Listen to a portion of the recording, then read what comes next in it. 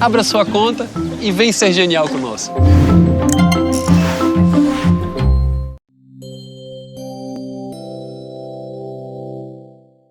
Eu recebi o convite que eu tanto queria para ir trabalhar na NASA. Você é um astronauta? Não, Você não é um sou. astronauta? Adoraria ser. Acho que adoraria ser e talvez todos nós aqui hoje em dia tenham a oportunidade de ser ainda. A gente está vivendo uma revolução muito grande na área espacial, que é pouquíssimo falado no Brasil. A gente começou a ser convidado para participar de programa para colocar experimento de estudantes na estação espacial. A gente solta balões estratosféricos com experimento de estudantes. Já trabalhamos com mais de 4.000 crianças de todos os estados do Brasil. Trabalhei numa missão chamada Missão Rosetta. A gente pousou uma sonda em um cometa em 2014, primeira vez que isso aconteceu na história da humanidade. Porque só eu de brasileiro. A NASA tem 17 brasileiros trabalhando lá hoje em dia e mais de 2.000 indianos trabalhando na NASA. Então por que tem tanto indiano e tão pouco brasileiro? A gente entrevistou algumas meninas que eram medalhistas da Olimpíada Brasileira de Astronomia. A gente pegou relatos de meninas que tinham vergonha de contar para o pai que participavam desse tipo de Olimpíada. É claro, tem uma questão cultural muito forte aí, né? De ainda ser um universo muito masculino.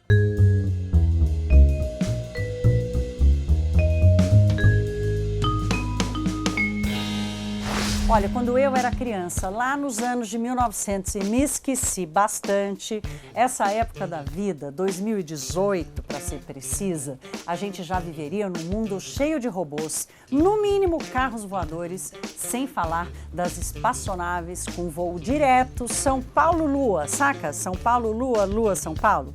Pois é, ser astronauta é um sonho de criança, ainda é um sonho de criança. E quando a gente é pequeno, tudo parece muito simples. A gente assistia, na minha época, se você é muito jovem, você não vai lembrar, mas eu assistia muito ao desenho dos Jetsons e aquilo tudo parecia muito prático e fácil de ser realizado.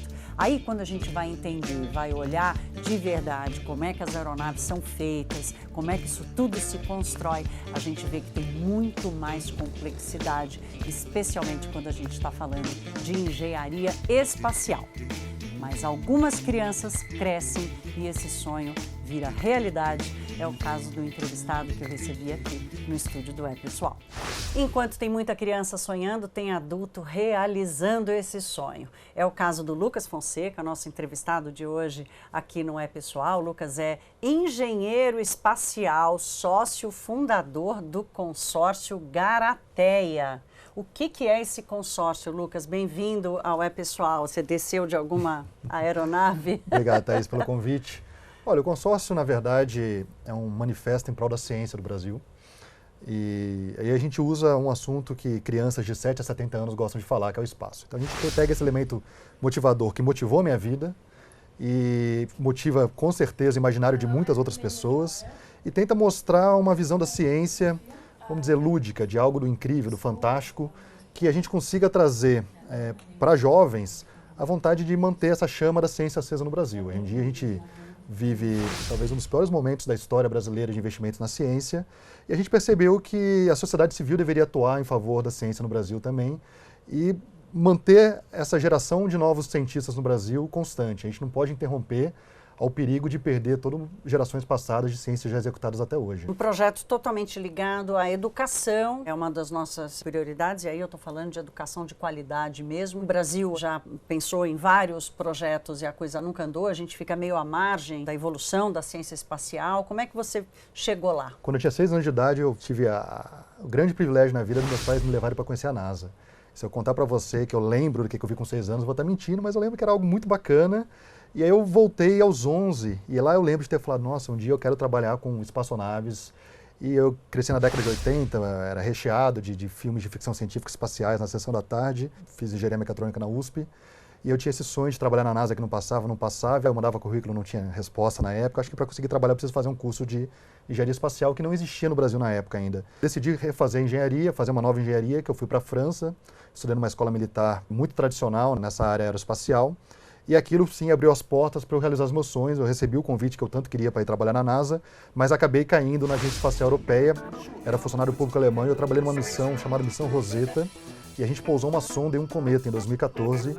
Foi a primeira vez que isso aconteceu na história da humanidade. Welcome to the heart of the European Space Operations Center, ESOC, in Darmstadt, Germany. It is a special day today for space exploration, a very special day for an amazingly bold and popular space mission that captured the hearts and minds of people around the world.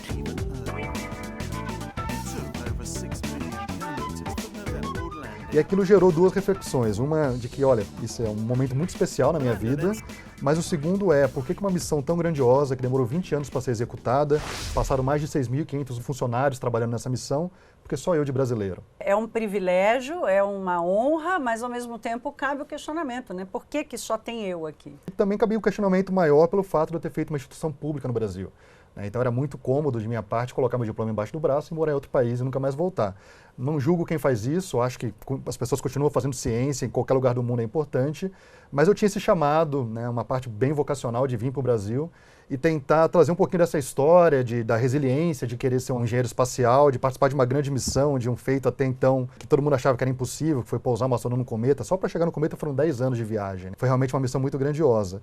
E aí eu falei, não, vou voltar para o Brasil e eu preciso pensar de alguma maneira de impactar a sociedade para trazer um pouquinho dessa cultura espacial, né? Então, quando você olha, por exemplo, para a NASA tem 17 brasileiros trabalhando lá hoje em dia e mais de 2.000 indianos trabalhando na NASA. Então, por que tem tanto indiano e tão pouco brasileiro? Eu acho que parte disso está pela falta de referência, né? Falta da cultura espacial, de você colocar isso como uma possibilidade de carreira. Hoje em dia a gente não tem isso. Que é uma no coisa Brasil. absolutamente distante, ela fica apenas no campo do sonho. E num sonho da figura mais mítica, vamos dizer assim, da questão espacial, que é o astronauta, o sujeito que entra numa aeronave e vai embora para uma outra galáxia. Não é o caso, quer dizer, trabalhar na NASA, trabalhar com a ciência espacial envolve milhares de outras coisas, não só ser um astronauta. Você não é um astronauta? Não, você não é um sou. astronauta? Adoraria ser, não sou. Acho que adoraria ser, e talvez todos nós aqui hoje em dia tenham a oportunidade de ser ainda, porque a gente está vivendo uma revolução muito grande na área espacial, que é pouquíssimo falado no Brasil, né, mas que países estão legislando a favor da indústria espacial hoje em dia. Por exemplo, Luxemburgo, menor que Sergipe, né, falando e legislando no Congresso, junto ao Duque de Luxemburgo, para que o país se torne uma nação poderosa na área espacial. Seria uma nação poderosa na área espacial, capaz de comprar um terreno em um planeta? A revolução que a gente está vivendo agora, a gente chama de New Space, né? Então ele é um contraponto ao Old Space. A ideia do antigo era eu ter uma empresa, mas ela é totalmente dependente dos ensejos governamentais. O governo americano falava, eu quero chegar na Lua e vocês, empresas, se virem para fazer isso acontecer. No final já da década de 70, começo da década de 80, as pessoas começaram a falar, poxa, se temos empresas, né, principalmente ali surgindo no Vale do Silício, que podem propor seus próprios modelos de valores, que pode impactar a sociedade, por que elas não podem também fazer uso de infraestrutura espacial, de coisas que já existem no espaço?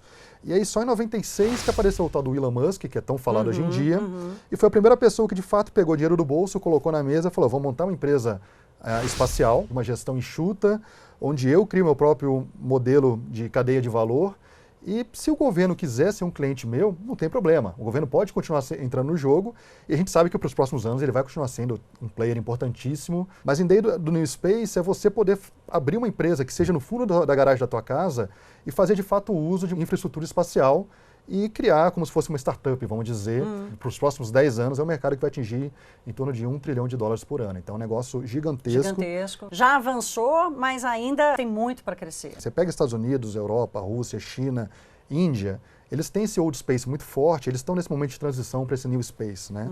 Mas você pega países, como eu já citei, Luxemburgo, que é um caso emblemático, mas você pega a Austrália, Nova Zelândia, Singapura, Irlanda, a própria Inglaterra, que são países que não têm tradição na área espacial, eles estão fomentando a ideia de ter new space. Está na hora do Brasil, um país em proporção continental, começar a se alertar que isso está existindo e tomar uma decisão. O que a gente quer ser? A gente quer ser mero espectador desse cenário que está se criando ou queremos ser um ator, né? Estar de fato nesse palco e exercer junto com os outros? Vamos pousar nossa aeronavezinha aqui no nosso planetinha que está um pouco ali na escuridão, no cantinho do mundo com relação a esse assunto. A gente não tem dinheiro, especialmente dinheiro público. O setor privado também tem investido pouquíssimo, porque é caríssimo, especialmente porque a gente não desenvolve tecnologia aqui dentro, então para qualquer desenvolvimento aqui você tem que contar com importação, o que é muito difícil. Você dizendo, olha, a gente quer trabalhar a cultura da noção da ciência espacial, né? Começa por onde isso? É na educação básica? Que criança vocês querem atingir? Com que mensagem?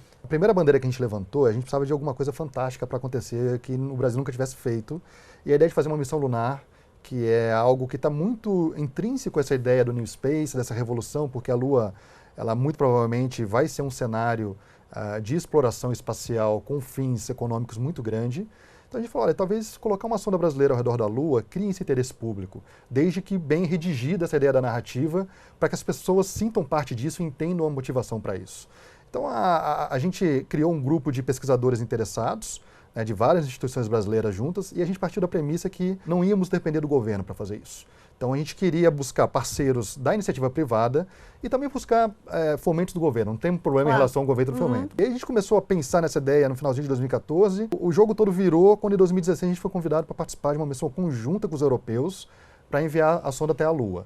Então a gente tem hoje em dia já um lançador para enviar, mas isso tem um custo. Então ficou como responsabilidade, principalmente minha, dentro da missão, achar modelos sustentáveis que consigam fomentar uma missão espacial no Brasil e que seja de interesse da iniciativa privada. Essa é a parte mais difícil, é a parte diferente de todo o resto. A gente dividiu a frente de atuação da Garaté em 3, que a gente chama de ciência de excelência. Então, se formos até a Lua, a gente quer fazer algo relevante para a sociedade acadêmica mundial. A segunda parte é realmente fomentar o New Space no Brasil, trazer essa ideia do que é New Space e, por último, criar essa inspiração educacional. E aí a gente começou com esse carro-chefe que é a missão lunar, mas isso foi derivando em um monte de projetinhos. A gente começou a ser convidado para participar de programa para colocar experimento de estudantes na estação espacial.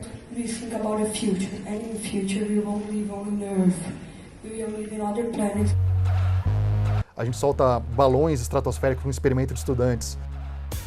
Já trabalhamos com mais de 4.000 crianças de todos os estados do Brasil e assim vai. Como é que você percebe o impacto desse tema na educação para as crianças? Assim, como é que a criança brasileira enxerga essa coisa do espaço? Ainda tem uma coisa muito mais lúdica do que realista, factível ou um sonho muito distante? A missão não começou como uma missão de cunho educacional, ela se transformou, parte dela, na educação, então a gente não tinha metas claras, né? Eu não tinha como metrificar o que eu queria atingir na educação e a gente simplesmente começou a fazer. Inspirar, educar e construir. Então tudo que a gente quer levar para as escolas, elas passam por esse ambiente da ideia do espaço para as crianças ficarem motivadas.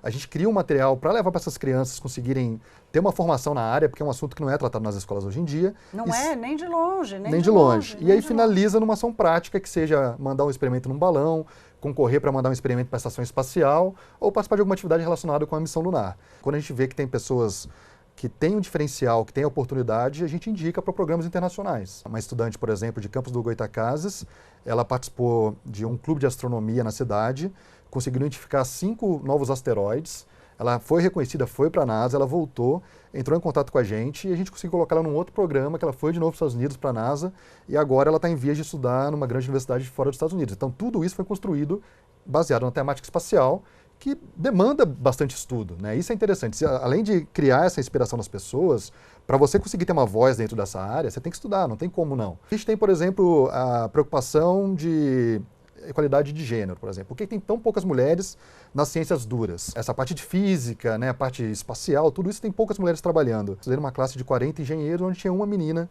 né, no nosso universo de engenharia. E eu acredito que... Eu acho que eu não tenho nenhuma amiga engenheira. Não tenho. Mas eu acredito muito que é a falta da referência. A gente entrevistou algumas meninas que eram medalhistas da Olimpíada Brasileira de Astronomia. A gente pegou relatos de meninas que tinham vergonha de contar para o pai que participavam desse tipo de Olimpíada. É claro, tem uma questão cultural muito forte aí, né? De ainda ser um universo muito masculino, o que acaba inibindo ali. Inclusive a aceitação, não própria, mas a aceitação da família, do meio. Em qualquer lugar do mundo, os Estados Unidos sofrem com isso. Né? Mas a diferença é que os Estados Unidos têm um monte de programa de inclusão. Essa é a diferença em relação ao Brasil, a gente não tem. Tem que colocar aqui um querosene nessa conversa, que é o dinheiro, que é o financiamento dos projetos, que é o financiamento da própria Garaté, enfim, que é o financiamento do estímulo ao estudo da ciência espacial. A gente está começando aí um ano novo, com um governo novo, quer dizer, olhando para um mundo aí completamente diferente. Qual que é a tua perspectiva, sonho de enxergar aí os próximos anos, do ponto de vista do financiamento dos projetos? Hoje em dia a gente é um bando de acadêmicos reunidos que está muito acostumado com fomentos governamentais. Talvez o fato de eu ter morado fora, eu sou empresário também, eu tenho uma empresa na área espacial, então estou acostumado a lidar com investidores, sei como é que funciona para implementar um modelo de negócio, mas os meus colegas não vivem esse mundo. Então está todo mundo sempre, olha Lucas, quando é que a gente vai escrever um projeto para a FAPESP, que é algo que a gente está acostumado, né? Eu falei, não, vamos tentar outro caminho primeiro. E a gente começou a conversar com empresas, né? Então eu falei, olha, eu quero pelo menos uma empresa de cada um dos grandes segmentos brasileiros, para patrocinar a Garateia. Hoje em dia nós temos patrocínio já de 2 empresas multinacionais muito grandes, financiam toda a nossa parte educacional. Existe um instituto muito interessante no Brasil, que é o Instituto Serra Pilheira. Uma família decidiu fazer um aporte financeiro e toda a parte de rentabilidade surgida desse investimento é revertido para aplicações científicas. E agora eles fizeram uma seleção de 800 pessoas, caiu para 50 divulgadores científicos. E a Garateia entrou, a gente está como um dos finalistas deles, e a gente propôs um documentário junto com eles, vamos ver se sai ou não. A resposta é em dezembro agora, mas é uma iniciativa que tem que ser replicada no Brasil, né? Outras pessoas têm que enxergar como que dá para fazer ciência de uma maneira diferente do que a gente está acostumado. E se vocês encontrarem financiamento, significa que vocês estão encontrando uma linha de interesse pelo investimento na ciência, né? Que já que o governo não faz, se a iniciativa privada assumir um pouco essa parte, ajuda no desenvolvimento do projeto. Mas a gente tem que procurar meios novos, né? Não adianta chegar, bater na porta de uma empresa e falar, olha, eu vou para a Lua e vou colocar uma tecnologia sua para ir para a Lua. Ele não vai entender o que a gente está querendo dizer com isso. Então, o que tem que buscar? Tem que buscar, olha, eu te dou direito de nome, te dou direito de imagem, né? Eu trago para você projetos educacionais. Então, existem meios de trabalhar a ciência que não necessariamente é pela ciência. Né? Então, você tem que buscar modelos novos que consiga fazer a ciência ocorrer, seja por filantropia, seja porque alguém está comprando um risco futuro. Eu posso vender ação do que eu estou fazendo também para o cara comprar em propriedade intelectual daqui a 5 anos, algum tipo de retorno em relação a isso. É esse tipo de coisa que nunca foi tentado antes. Instrumento tem, né? Precisa ter a criatividade e a coragem para usá-los. Instrumento tem, já foi testado em outros lugares. Outros lugares que eu digo no Brasil, em outras frentes que não ciência. O jogo de futebol acontece porque você consegue vender imagem, consegue fazer outras coisas. Então, será que eu não consigo fazer isso dentro de uma temática tão interessante quanto o espaço? Talvez sim. E é isso que eu estou arriscando. A gente aqui no É Pessoal, nos últimos programas, a gente ouviu pelo menos uns 4 pessoas com esse perfil. Brasileiros que foram estudar fora, foram para Harvard, foram para Sorbonne e voltaram para o Brasil pensando em soluções para o mercado brasileiro, querendo devolver para cá tudo que fizeram. E surgiram coisas super interessantes, todos ligados à área da tecnologia, prestação de serviço a partir da tecnologia, né, de gente que foi lá fora, se aprimorou e veio para cá. Então, te ouvir completa e alimenta essa nossa busca aí de apresentar esses projetos. Então, parabéns. Agora, sobre a coisa do ser astronauta. A gente teve um astronauta, né, que é o Marcos Pontes, enfim, que acabou se envolvendo com a política, mas ele não teve seguidores, né? Pode até ser uma comparação tosca, mas depois que apareceu a figura do Marcos Pontes, eu passei a compará-lo com o Guga Kirten, né? O Guga Kirten, ele popularizou um esporte super elitizado no Brasil, né? Que é a coisa do tênis e tal. Uma coisa é você popularizar o tênis, outra coisa é você popularizar ser um astronauta. Mas, de qualquer forma, o despertar do interesse do que fazer para chegar lá passa pela ciência espacial, pelo estudo. Você tem a esperança de que a gente crie outras figuras que não necessariamente vão viajar para o espaço tão cedo, mas que cheguem mais perto dessa figura? Eu vou levar essa tua pergunta para o problema que a NASA sofre. A NASA hoje em dia é muito questionada, o investimento que ela faz, o contribuinte americano não está certo de que a NASA tem que existir. A NASA teve apoio populacional em um momento, basicamente, que foi durante a corrida espacial, mas principalmente a chegada à Lua. E aí, por que a NASA teve isso tão forte? Primeira vez que a NASA conseguiu unir a população americana no sentimento de unicidade, do tipo, estamos todos juntos fazendo algo em prol do país. Depois, quando ela começou a fazer ônibus espacial, outras coisas, aí era umas coisas mais de entusiastas, né? E ela sempre tentou valorizar os feitos dela, do tipo, olha, eu fiz tal tecnologia que hoje está no teu celular, eu fiz tal tecnologia que hoje você usa no teu micro-ondas. Mas as pessoas não estão interessadas nisso, as pessoas estão interessadas em usar o celular, usar o micro-ondas e não querem saber se ali tem algo da NASA ou não. E aí quem conseguiu reconstruir isso muito recentemente foi o próprio Elon Musk, quando ele decidiu colocar um boneco num carro e mandar para Marte. Porque as pessoas olharam para aquilo e falaram, nossa, é um carro que está aqui no nosso dia a dia, é um Tesla, é muito simbólico. Então foi a primeira vez que teve uma audiência compatível com a chegada do homem à Lua relacionado com o espaço. Então não adianta tentar construir herói se não tiver uma narrativa real que faça a população se sentir parte disso. E o que eu acho que aconteceu muito em relação ao Marcos Pontes é que o governo não soube criar uma narrativa para mostrar a importância daquele feito. Eu, sendo engenheiro espacial, eu entendo totalmente a importância do porquê ter um astronauta no Brasil é importante. Tá? Agora, a população sabe disso? Não sabe. A população acha que ele foi plantar um feijão no espaço.